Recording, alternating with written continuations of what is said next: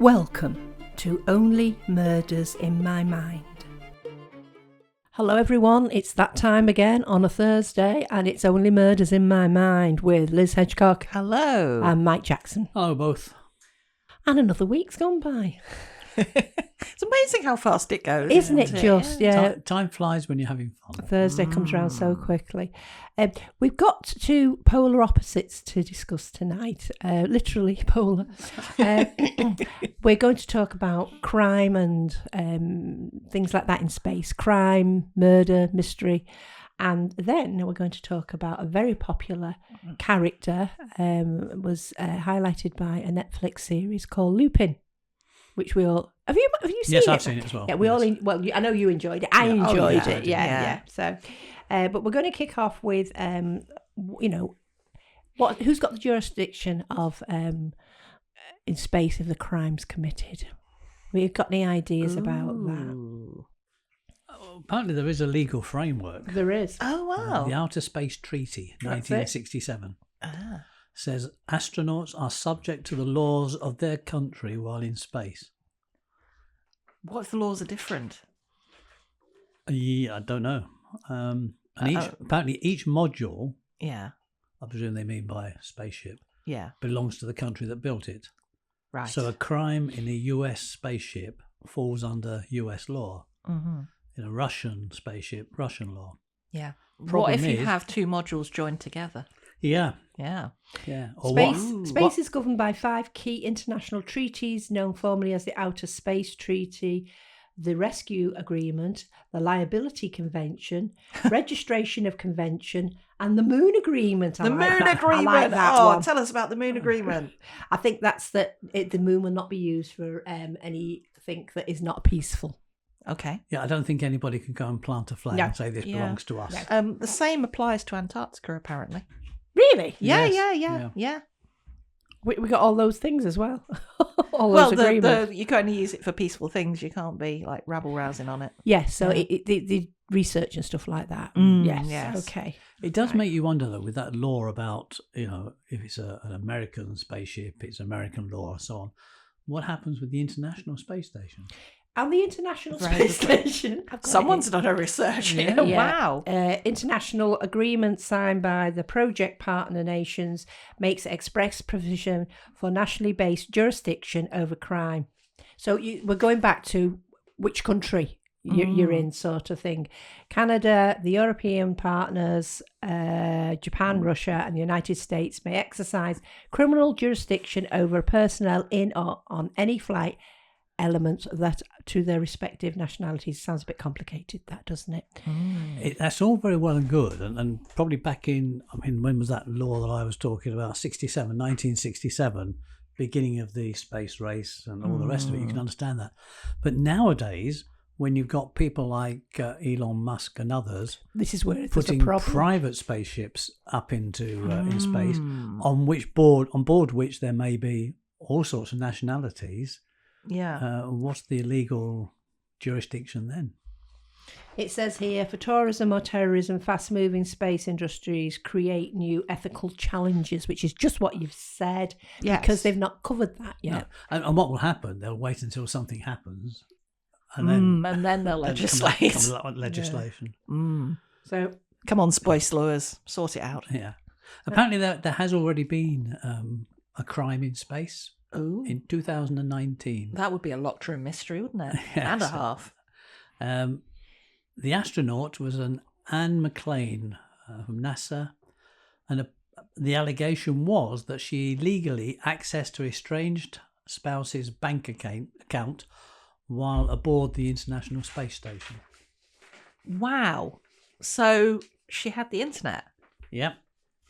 I didn't even know you could have the internet in space. I just think she wanted to pay for those shoes that she'd ordered just before she went up in the rocket without him knowing about it. You know, the ones you get out and your husband goes, how long have you had them? And you go, oh, years.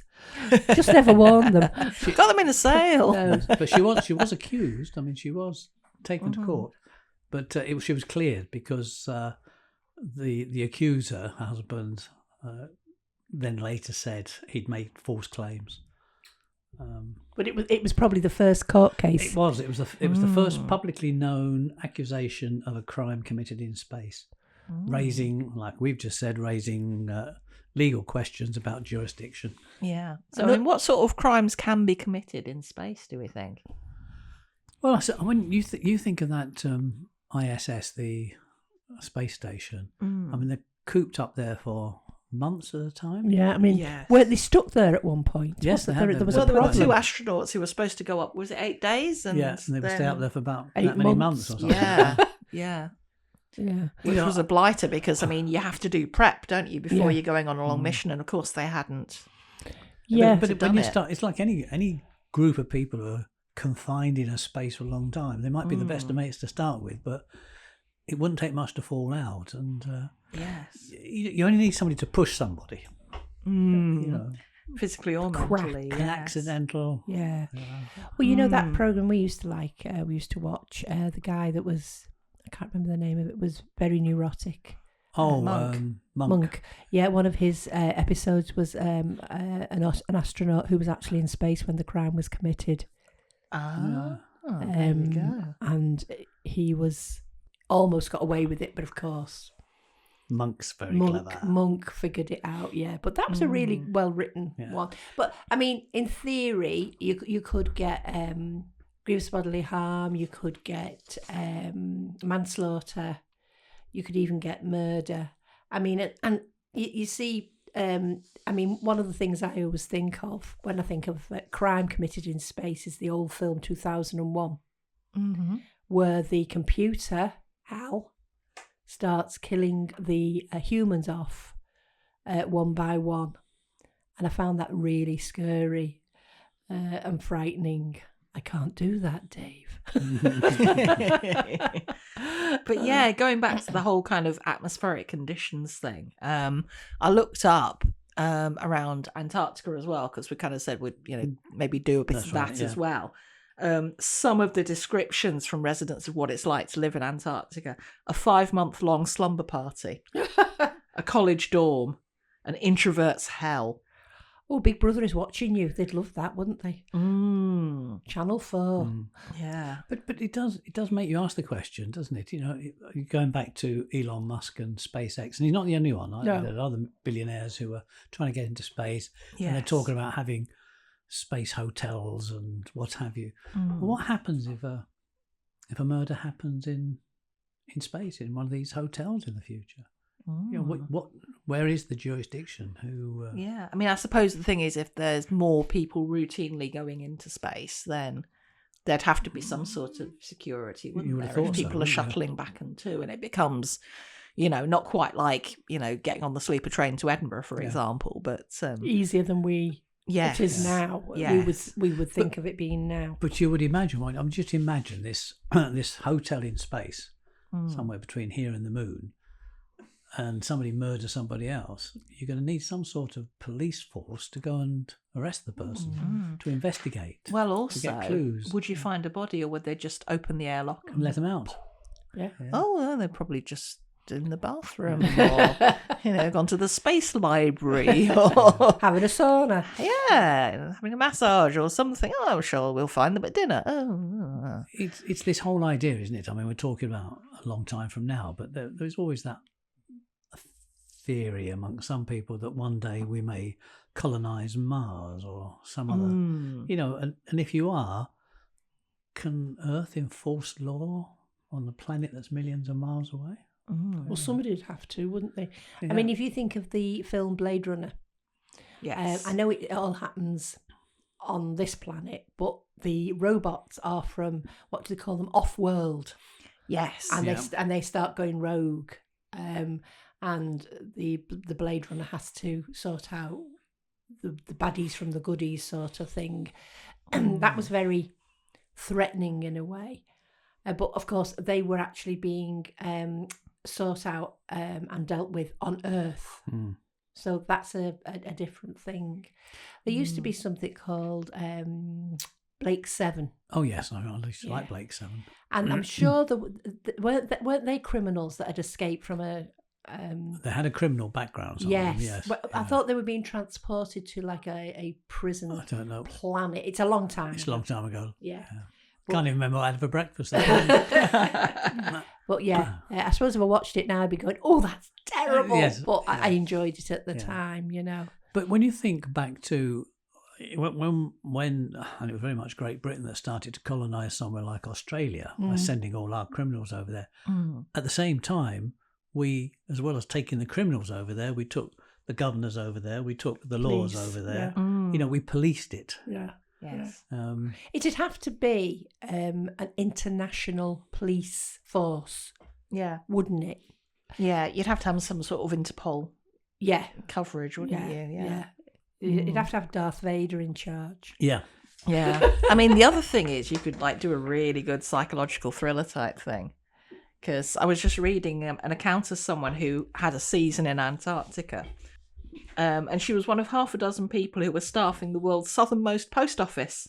Port Lockroy, which is administered by the UK Antarctic Heritage Trust. And apparently the island it's on is like the size of a football field. Oh, flipping heck. Yeah, and the 6 of you, you live in a 2-room hut. No running water, no showers, no flushing toilets, and of course you're all on top of each other. She said, when I said goodbye at the airport to one of my colleagues, they hadn't been apart, basically, since the end of October for longer than it takes to take a shower on a ship. So your close friends and your roommates and your colleagues, and it's like everything all at the same time. All these 6 of you all just constantly on top of one another. That's intense. Yeah. Can you imagine if someone takes a dislike to somebody? Yeah. No, that'd be worse than being in a submarine. Because at least the submarine's quite big and you can go and hide in the torpedo tubes. Can you? I believe. Fair enough. You might have to do something with a torpedo first. Yes, take that out. Just a thought. I've been watching Harrison Ford too often. That's what it is. Yeah. So Just imagine something like Cluedo in Cosmos. A light-hearted. Imagine in the future that it was the botanist in the hydroponics lab with the carbon dioxide scrubber. There is another ethical thing here. Yeah. Another issue is the question of where space even begins. Earth's atmosphere does not have a solid boundary, which makes it hard to determine whether air law or space law should apply at a given altitude, and whether space-bound flights can be deemed to have violated another country's airspace because it's so high up. I mean, you'd have to put some kind of boundary in place, wouldn't you? Yeah. Or else you'd have all sorts of people, oh, no, I was actually just, I wasn't in that bit, I was in that bit, it's fine there. It's like when a boat goes out of it and it's in international waters. Yeah. The law there's different, isn't it, Yeah. than if you're in Well, that national happened waters. when you think, and I can think back to the radio pirate stations back in the 60s. Radio Caroline. Caroline. Yay! They were anchored just outside UK's border. Yeah. So they got away with it So they for a got long away with time. it, With yeah. it. Very, very popular. I used to tune into that at night with my little transistor radio under the blankets, and listen to it. The reception was dreadful. Well, it didn't seem dreadful at the time, though, did No, it? it didn't. But yeah, the good old days. It's like when you try and explain dial-up internet to your kids and they're like, what? what? And you had to wait? Yeah. Dee-doo-doo-doo-dee-doo. And you couldn't make a phone call. I- What about your mobile? Didn't have a mobile, etc. I tried explaining a telephone box with a phone with a button A and a button B to my grandchildren, and I think they just Button thought, A and a button B? Yes. yeah. You pressed A to make the call and B for your change. Ah, And as right, kids, okay. when you walk past, you'd go in and press button B in case anybody hadn't got their change. Yeah, well, I imagine you would. Yeah. Yeah. Yeah, it was fun, wasn't Oh, it? but yeah. Yeah. Do you bring Now, back back to outer space. well, let's bring back the good old days, I say. Yeah, but I'm trying to think of some fictional things where we've had a few, haven't we, where people have been murdered in space. So, but they're usually monsters that kill people, aren't they? Rather than other humans. I did look up murder mysteries in space. Go on then. Okay, so there's quite a lot of them, but some of them sound fantastic and I want to read them. Okay, so Once I've got past all the cookies that I've also found. I love the sound of this. The Tea Master and the Detective. Oh, Right. Yes. This is a Hugo and Nebula nominated novella by Aliette de Bodard. And it centres on the Shadow's Child, which is the name of a sentient spaceship who was settled into her new life as a wounded veteran. Her latest client is a researcher who needs the spaceship's help in acquiring a dead body. But then they realise the body they've found is that of a murder victim, so the spaceship and her client have to investigate. Oh, a spaceship as an investigator. Yes, a spaceship investigator. Here's another one, which is The Vacuum of Space by Julia Hooney, I think it is. When one of the robots she supervises discovers a dead body, a space station janitor manages to lose track of it. So now she's got to work side by side with a professional or else. There you go. So she's got to help Agent O'Neill recover a now missing corpse. But it's a whole genre, isn't it? Oh, yeah. Oh, yes. Murder in Yeah. space. There's one here about a cyborg private eye, Bubbles Marlowe, who sticks her nose in some shady business involving Hollow City's new police chief and a local cult.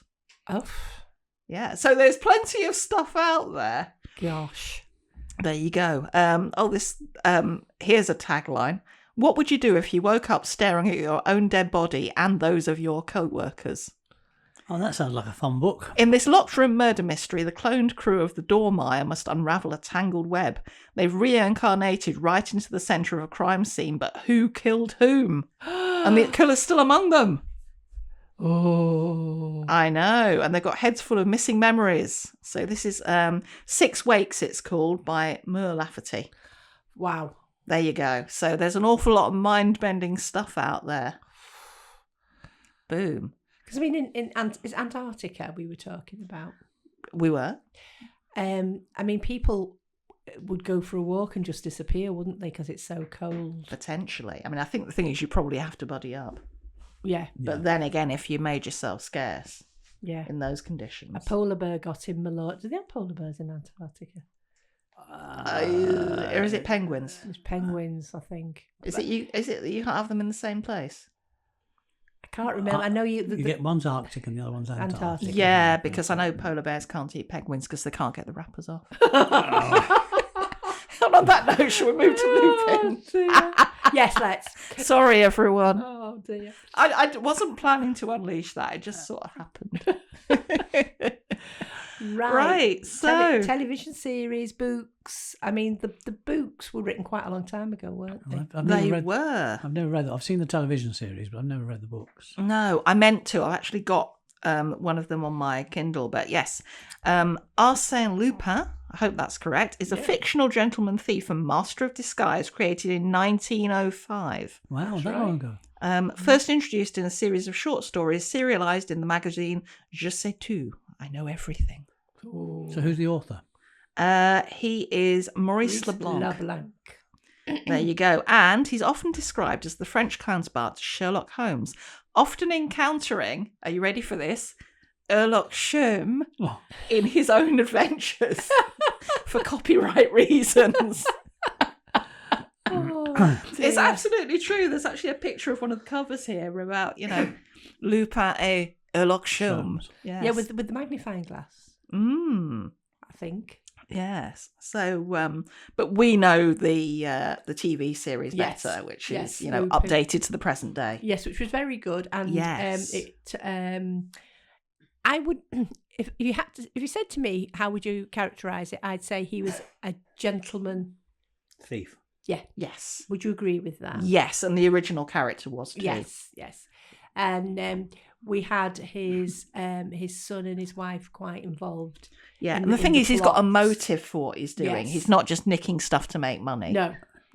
That's the one where his father was falsely Yes. Accused. wasn't Yes. he? By somebody Some rich nasty. and famous, and ended up in prison. I think he died in prison. Yes. Yes, he did. Yes. So poor Lupin, basically, I think dragged himself up, didn't he? Yeah.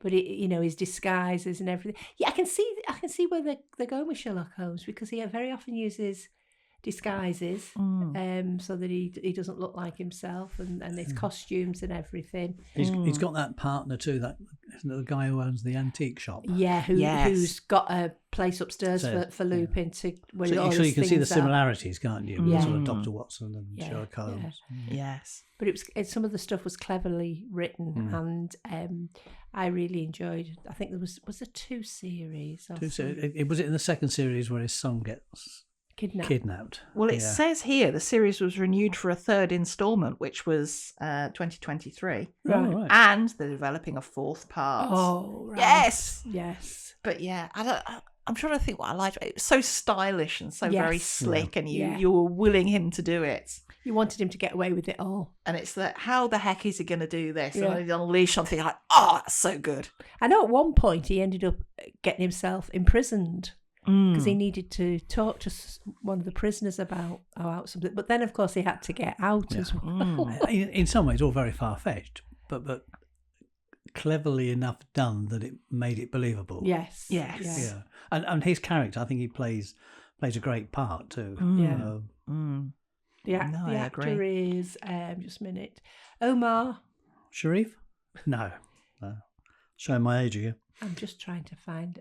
I've got is SY Omar. Yeah, that's his name. Oh, is it? Yeah. I thought I'd just not written it all. No, that's Omar Sy. I assume so. Yeah. Yes, because he's a very good actor, and as I say, he draws you into the plots, and you just want him to avenge his father and put all the bad people down. And part of it is he's quite a big, imposing guy. Oh, he is. And you kind of think, like, how on earth is he going to manage to do this and not get spotted? Yeah. But somehow he does. Yeah. It's great.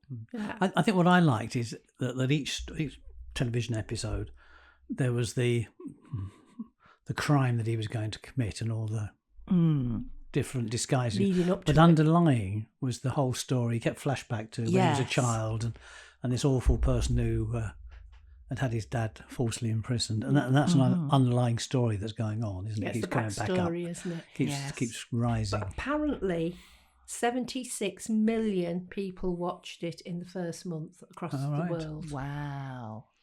So that's how popular it was. Yeah. But because I came to it after it'd been out a while, when I don't know what year it first came out. I think I'd seen it recommended somewhere and I tried it. I'm wanting to rewatch it now. This is the problem, you see. But I mean, the Lupin character himself was a descendant of a guy called Rocambole, whose adventures were published from 1857 to 1870. And this guy, Rocambole, is also like a force for good while operating on the wrong side of the law. And Lupin's also quite similar to Raffles, another gentleman thief character. So, and as you said, there's the similarities with Sherlock Holmes, the disguises, sometimes with Sherlock, you're not quite sure, or he'll do something that's a bit, a bit risky and a bit dodgy because because he's not part of the police, so he can do these things. Yeah. But apparently there's also a manga series. I didn't know that. Lupin the Third. Oh. Yeah, Japanese anime. So. Well, that'll be good. I mean, just anime. But he's kind of got a crew in that. So he's part of a gang. Oh, right. The other thing with Lupin too is that there is that policeman, isn't there, who is the only one who sort of thinks that this person exists and can't convince anybody else. He's got his own little board. He's got his own little board with all the clues on, and people keep dissing him and saying he's getting out of hand and all that. And he uses his knowledge of the Lupin books to try and track him. Yes. Yeah. So you see that similarities with Sherlock Holmes, with Conan Doyle, which is, I suppose, Conan Doyle was writing a bit before this guy. But was he though? Because I mean, the Holmes stories go on past 1905. That's right. Yeah. So but also they're contemporaries of each other. But also the Raffles thing. The Raffles books are by E.W. Hornung, who was Conan Doyle's brother-in-law. Oh right. Oh, I didn't know that. So he'd have been very well acquainted. Yeah. Oh, I wonder if they ever met each other. I wonder if the guy that wrote Lupin ever met Conan Doyle. That's what he did. Well, I mean, I think there was a bit of beef between them. Oh, right. To be honest. So, hang on a minute. I might need to find this. Okay. Lupin and Sherlock Holmes, or Herlock Sholmes.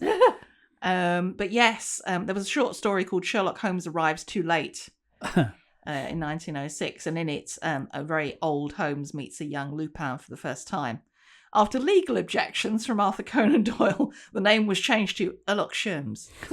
So there you go. It's either because Doyle said, please can you not? Yeah. Or it was because of literary copyright. So Shame. So all the Lupin books were short stories. Ooh, I think so. Or they started as short stories. I think so. Yeah. It's amazing how many great writers have started with short stories. Yeah. Mm. Yeah. Well, I mean, if you think of the Holmes books. Yes. So, Yeah. I mean, those are collections mostly of short stories, and you stories. have the 4 longer novels. Yeah. Charles Dickens started off with short Yes. stories. Yeah. didn't he? Sketches by Boz. Yeah. Yeah. And then he went on to part works. Yeah.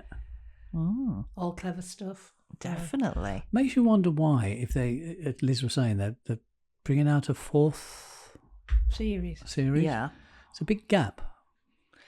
Yeah. You know, when it's so popular. Yeah. I suppose these things take time and money. I and so on. wonder if they'll age him and have his son working with him. See, that's what I'd do. Well, you'll have to wait and see, won't you? But maybe it's because the actors have been busy with other stuff. Yeah, Yes. and then we've had COVID. Yeah. Yeah. It upsets me a little bit because there was 1 or 2 series in their infancy that were made before COVID that they never made a second series of, and they were really, really good because the actors, as you say, will have gone off and got committed to doing other things. And it's very difficult when they decide to bring somebody else in to replace. I mean, I've just, this is nothing to do with murder and mystery, but I've just watched Paddington Bear in Peru. Oh, yes. And Mrs. Brown is a different Mrs. She Brown is, to the isn't she? original. Yes. And it just takes your head a while to get round, this is not the right person, you know. Yeah. Well, I think Sally, what's her name? The original. Yes. I think she basically said, I've taken it as far as I want to. Yeah. So She was in the Something of Water, wasn't she? The Shape of Water. And Made in Dagenham as well. Was it? Yeah. Oh, that was a brilliant film. Yeah. Well, it's a bit like, we really are going off on a tangent now, which is not unusual. The Thursday Murder Club. Yes. I listened to the first 2 of those, and then they changed narrator on the 3rd one. And there was a lot of complaints on the audible comments. People were complaining, but somebody said, just persevere, you'll get used to the new person. But when you are so used to somebody doing such a good job and they switch halfway through, it does take some time for your head to get round, because you think you know, especially when you're listening, you think you know what the character should sound like, and then suddenly a new narrator comes along. For example, if they decided to do Lupin with a new main character, I don't think it would work. No. I don't know. No. Mind you, they keep changing Doctor Who, and that works. Yeah, But that's different. It's baked into the whole It's mythology of baked the into it, series, yes. isn't Yeah. he's it? reincarnated. Yeah. She is the Doctor is reincarnated. I don't know what the prefix for the Doctor is. He, she, it. They? I don't know. No, I think it's always the Doctor. the Doctor. That's The their Doctor. that's their The pronoun, the Doctor. Doctor. The Yeah. Doctor. Yeah. Yeah. I've not watched any of the series. Have you? I've seen bits. Yes, I have. I've seen. I'm quite an avid Doctor Who, but I am. Yeah. I think my Do you thing think is, it's I too really, much? I really approve of the idea of Doctor Who, but I find it hard to sit through because I'm not sure it's aimed at me. Yeah. some of the storylines I think are a bit strange sometimes. I mean, I used to watch them as soon as they came out. Yeah. And this last series, I haven't even attempted to watch it yet. I watched some of the Jodie Whittaker ones. Oh yeah, She was very watched good. those, Yes. Yeah. I think I watched all those. Yeah. But yeah, I just and I think that's a general feeling, isn't it, John, with the new Doctor Who series? Yeah, like I wasn't impressed with the last season, so kind of like no. You've disengaged with it, haven't you? Yeah. Yeah. Yeah. So I will watch them eventually. Yes. I will, because like Mike, I am a massive Doctor Who fan from when it first started. It's hiding behind the sofa. So who's your Doctor? Oh, David Tennant. Yeah, yes. You got your yeah. Jodie, either David Tennant or Jodie Whittaker. I wanted to say Jodie Mitchell, but I'm pointing to the wall behind me, folks, where I've got a signed picture from David Tennant because I knitted him a Doctor Who scarf.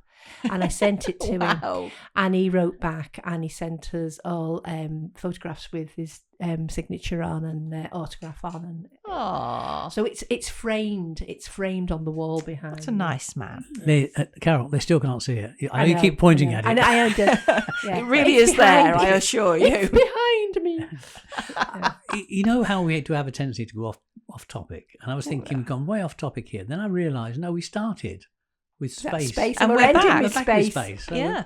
we've done quite well, really. We have, yes. We've I'd like to actually say- managed to bring it back. I'd like to say it was planned, but It was an astro arc deviation. Oh. No, I think our listeners know better than to think we've planned anything. So are we done? I think we've Have well we now we've come full concluded? circle. I think that's we pretty should, good. I think we should Quit call while that- we're ahead. Yeah, I could read you beginning of the first chapter of a novella. Oh, go on. Ooh, go on. You know this novella that Your The one novella. that you've completed. the one that I've almost completed. Yes, Boom. How far do you have to go? I've done all the chapters. Just want That's to all edit it, finished. did you? It's Ah, editing well, process. you've completed the draft then, which Yes, is, yeah. that's cool. What would you describe it? Urban fantasy, cozy mystery. Urban cozy fantasy. That's the fella. Okay. Something like that. Right, interesting. Maybe. Here we go. Ellie Hargreaves was attempting to mediate a dispute between a gnome and a fairy before her morning coffee, which was precisely the sort of circumstance that made her question her life choices. Mrs. Butterfield, I understand your frustration, Ellie said to the fairy, who hovered at eye level, wings thrumming with indignation. The iridescent being was no larger than Ellie's hand, but compensated for her size with a voice that somehow filled the narrow corridor of Thornwick Heights' third floor. But Mr. Hodgkins has explained that his root system is essential for his well-being. His roots are invading my mushroom circle. Mrs. Butterfield's voice carried the tiny resonance of particular to the Fey folk. It's deliberate propagation. Mr. Hodgkins, a garden gnome who had taken up residence in a large decorative pot by the window, crossed his stubby arms. Unlike the cartoon depictions, real gnomes were earthy beings with bark-like skin and eyes deep green of forest moss. This particular specimen wore a knitted cap that seemed to have been fashioned from a child's sock. I've lived in this pot for 11 years, he grumbled, his voice like pebbles in a tumbler. Long before you decided to set up your fairy ring in the communal planter, my roots go where they need to. Ellie rubbed her temples. It was Tuesday, 7:42 a.m., and she hadn't even made it to her own flat, let alone consume the requisite caffeine to deal with the interspecies diplomacy. And to think she once imagined this job would involve filling out forms and reminding people to take in their bins. That's got legs. Hopefully. That's got possibilities. Interesting. Boom. We'll have more of this in future episodes. You might do, yeah. Boom. But just as little something Yes. different. Yes. Yeah. Yeah. Just to, I like the thought of it. Right. So, subscribe, like. visit our blog. Mm-hmm. Yeah. Yeah, and get back to us if you want us to discuss something that you think might be interesting. We're always open to new ideas, as long as they're not rude. So for this episode, we'll say goodbye and see you next time. Bye, folks. Goodbye. Bye. You have been listening to Only Murders in My Mind, a Random Thought production, produced by John Bissett. The music in Peril was composed and recorded by OM Studio Strings.